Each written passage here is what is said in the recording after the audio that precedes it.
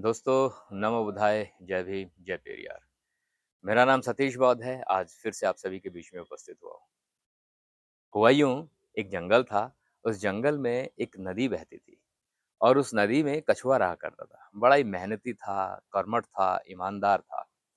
साथ ही साथ वहाँ जंगल में एक बंदर भी रहा करता था। बंदर बड़ा तेज, तर्रार, चालाक, समझदार था। एक बार वो बंदर कछुए के पास आया और आके कहने लगा कि भाई ये जो नदी है, अगर इस नदी पे किसी तरह से पुल बन जाए ना, वो जो पुल होगा, वो सभी जानवरों के लिए बड़ा ही लाभकारी होगा। वो जो जानवर हैं, इस नदी को आसानी से पार कर पाएँगे और मुझे ऐसा लगता है, इस पुल का निर्माण आप ही कर सकते हो, बेहतरीन तरीके से कर सकते हो क्योंकि आप एक धैर्यवान हैं, आप कर्मठ हैं, बड़े ही ईमानदार हैं, तो आप इस काम को बड़े अच्छे से कर सकते हो। तो साहब ये वाली बात कछुए को समझ में आ गई। अब कछुए ने जो है काम करना शुरू कर दिया, मेहनत करनी शुरू कर दी। रात-दिन मेहनत करते-करते उसने जो है वो पुल बनाया। लेकिन बीच-बीच में बंदर आता था और बंदर जो है कछुए को भीनी-भीनी, मीठी-मीठी बातें करता था, लेकिन करता कुछ नहीं था और वो चला जाता था। एक बार क्या हुआ, वो पुल बनकर जब तैयार हो गया, तो पुल बन के तैयार हुआ, तो पुल के मुहाने पर एक बोर्ड लगा हुआ देखा कि पुल का निर्माण महान, बुद्धिमान, कर्मठ, शीलवान बंदर ने किया। तो ये देख कर के जो है कछुए को बड़ी निराशा हुई, बड़ी हताशा हुई, उसे बड़ा दुःख हुआ कि बंदर जिसने कुछ किया ही नहीं, उसी का नाम आया कि जो है पुल का निर्माण बंदर ने करवाया। बड़ी दुःख की बात थी। लेकिन जब मैंने ये कहानी पढ़ी, तो उसमें एक कैरेक्टर और निकल के आया। उस कैरेक्टर का नाम था हाथी।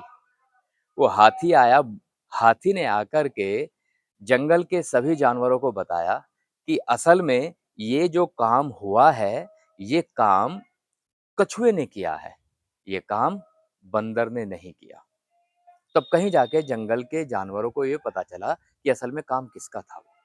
ठीक उसी तरह से ठीक उसी तरह से बंदर जो एक निश्चित वर्ग का प्रतिनिधित्व करते हैं, उन्होंने आपसे मंदिर बनवाए, लेकिन मंदिरों के ऑनर या मंदिरों के मठाधीश बनकर वो बैठ गए, आपको हक नहीं मिला।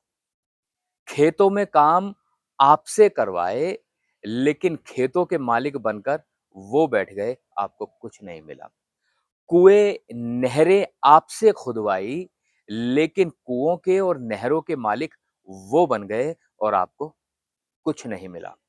और ये बड़े स्पष्ट शब्दों में कहा गया कि मंदिर का निर्माण उन लोगों ने करवाया, कुएँ का निर्माण उस व्यक्ति ने करवाया, धर्मशाला में मेहनत आपने की, लेकिन धर्मशाला उस आदमी ने बनवाई।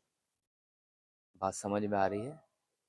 दोस्तों, ये बंदर हज़ारों सालों से हमारा इस्तेमाल करता आ रहा है, लेकिन अब तो जाग जाना चाहिए। इस बंदर को भगाओ और बंदर को भगाने का काम किया था जंगल में आए हुए हाथी ने।